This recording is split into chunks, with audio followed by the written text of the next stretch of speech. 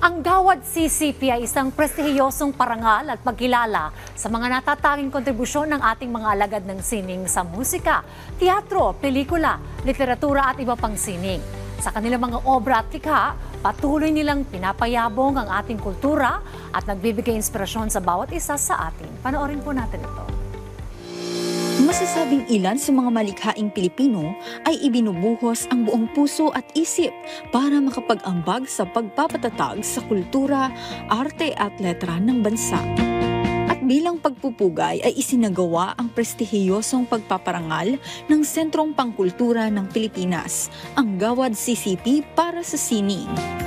Ang paraan ng pagpili dito, tinitingnan natin yung iba't ibang larangan ng sining. Halimbawa, sayaw, musika, teatro, panitikan, pelikula, sining visual, disenyo. At tinitingnan natin kung sino yung mga tao o mga organisasyon na may malaki ng ambag sa kalagayan ng ating sining at kultura.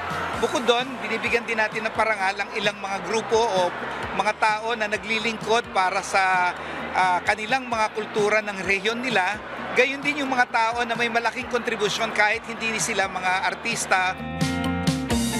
Dumaan sa pagsusuri ang bawat likha at itinakda ng CCP Board of Trustees ang gagawaran ng parangal.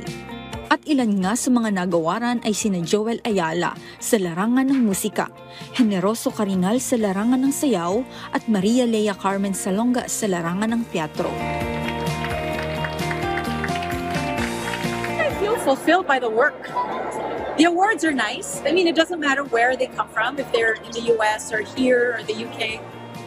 It's nice, and I do appreciate them. But the fulfillment for me comes from creating something that you hope other people will enjoy and be entertained by, and hoping that it might affect someone else. That's really it. That's where the fulfillment lies.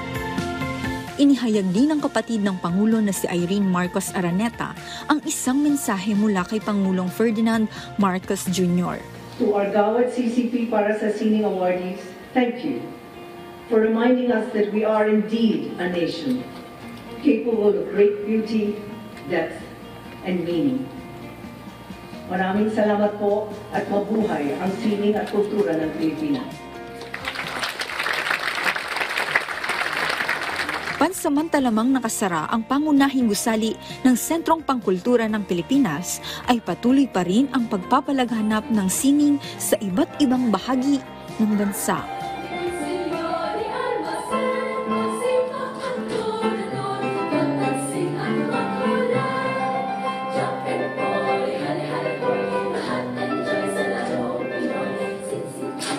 Hoy, hoy,